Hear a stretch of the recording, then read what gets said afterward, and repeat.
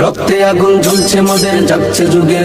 হে আল্লাহ, Israel ফিলিস্তিনিদের ওপর যেভাবে বোমা হামলা করছে, হাজার হাজার মা বোন এবং শিশুদের শহীদ করে দিচ্ছে, এমনকি ঈদের দিনেও হামলা চালিয়েছেন।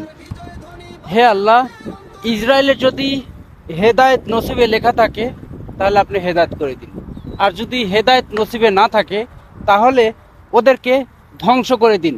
যেমনটা লূত আলাইহিস সালামের সময় লূত আলাইহিস সালামের উম্মতেরা সমগামিতা করেছিল এবং আপনার রসুলকে মানে নাই, তাদেরকে আপনি ধ্বংস করে দিয়েছিলেন। নিচের মাটি উপরে এবং উপরের মাটি নিচে। আপনি এরকমটা আপনার ফেরেশতার দ্বারায় এইভাবে ইসরায়েলকে এভাবে জাগিয়ে আকাশে উঠায় একটা আছাড় মারেন, একদম ধ্বংস করে দেন। হে আল্লাহ, ফিলিস্তিনিদের উপর আপনি রহমত বর্ষিত করে দিন, আমিন। করবে এবার ইসরায়েলের তেলাবি, রক্ত খেয়ে মুক্তি পাবি, এত সোজা।